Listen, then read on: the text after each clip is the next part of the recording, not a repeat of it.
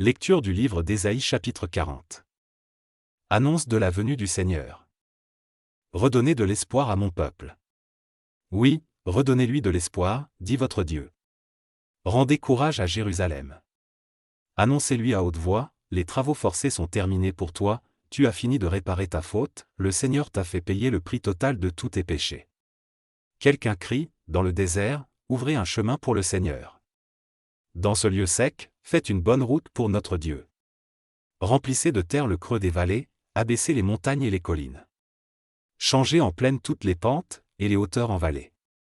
Alors la gloire du Seigneur paraîtra, et tous les habitants de la terre la verront. Voilà l'ordre du Seigneur. Quelqu'un me dit, crie. Je demande, qu'est-ce que je dois crier? Il répond, ceci, les êtres humains sont comme l'herbe, ils ne sont pas plus solides que les fleurs des champs. Quand le souffle du Seigneur passe sur elle, l'herbe sèche et la fleur tombe. Oui, les êtres humains sont aussi fragiles que l'herbe. L'herbe sèche et la fleur tombe, mais la parole de notre Dieu tient toujours. Une bonne nouvelle, voici le Seigneur Dieu. Jérusalem, monte sur une haute montagne. Ville de Sion, crie de toutes tes forces. Toi qui apportes une bonne nouvelle, élève la voix, n'aie pas peur. Dis aux villes de Juda, voici votre Dieu. Voici le Seigneur Dieu. Il vient avec puissance. Il est assez fort pour gouverner. Il rapporte ce qu'il a gagné, il ramène la récompense de son travail. Comme un berger, il garde son troupeau, il le rassemble d'un geste de la main, il porte les agneaux dans ses bras, il conduit doucement les brebis qui allaitent leurs petits. Dieu est au-dessus de tout. Qui a mesuré l'eau de la mer dans le creux de sa main? Qui a calculé la grandeur du ciel en écartant les doigts? Qui a mesuré la poussière de la terre en la mettant dans un seau? Qui a pesé les montagnes avec des poids, et les collines sur une balance? Qui a compris l'esprit du Seigneur? À qui Dieu a-t-il confié son projet? Qui Dieu a-t-il consulté pour être éclairé, pour apprendre à bien juger, pour recevoir des leçons de sagesse, pour connaître ce qu'il faut comprendre? Les peuples sont comme une goutte d'eau au bord d'un seau, comme un grain de sable sur une balance. Les peuples éloignés sont aussi légers que la poussière. Tous les animaux du Liban ne suffisent pas pour offrir au Seigneur un sacrifice digne de lui. Tous ces arbres ne suffisent pas pour le feu de l'autel.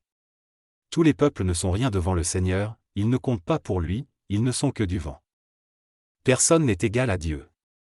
À qui comparer Dieu? À quoi peut-il ressembler? À une statue? C'est impossible. Un artisan lui donne une forme, un autre la recouvre d'or et lui met des colliers d'argent. Celui qui est trop pauvre pour faire une telle offrande choisit un bois qui ne pourrit pas. Puis il cherche un bon artisan, capable de fabriquer une statue qui tienne debout. Vous ne savez pas cela? Vous ne l'avez donc pas appris? Est-ce qu'on ne vous a pas annoncé ces choses depuis le début? Est-ce que vous n'avez pas compris quelles sont les bases du monde? Le Seigneur a son siège royal au-dessus du cercle de la terre, et les êtres humains sont pour lui comme des sauterelles. Il a tendu le ciel comme un voile, il l'a déroulé comme une tente pour y habiter. Il détruit les chefs de ce monde, il réduit à zéro ceux qui le dirigent. Ils viennent à peine d'être nommés, ils viennent à peine de s'installer, ils n'ont pas encore pris racine, déjà le Seigneur souffle sur eux. Alors ils sèchent, et la tempête les emporte comme de la paille. Le Dieu saint demande, à qui pouvez-vous me comparer? Qui peut être égal à moi? Levez les yeux au ciel et voyez, qui a créé les étoiles? Qui les fait défiler en bon ordre comme des soldats? Celui qui les appelle toutes par leur nom. Sa puissance et son pouvoir sont si grands qu'aucune étoile ne manque à l'appel. Le Seigneur rend des forces à ceux qui sont faibles. Israël, peuple de Jacob, pourquoi est-ce que tu te plains en disant, le Seigneur ne voit pas ce qui m'arrive? Il ne défend pas mon droit. Pourtant, le Seigneur est Dieu depuis toujours et pour toujours. Tu ne sais pas cela? Tu ne l'as donc pas entendu dire? Il a créé toute la terre. Il ne manque jamais de force, il n'est jamais fatigué. Personne ne peut mesurer la profondeur de son intelligence. Il redonne des forces à celui qui en manque, il rend courage à celui qui est épuisé.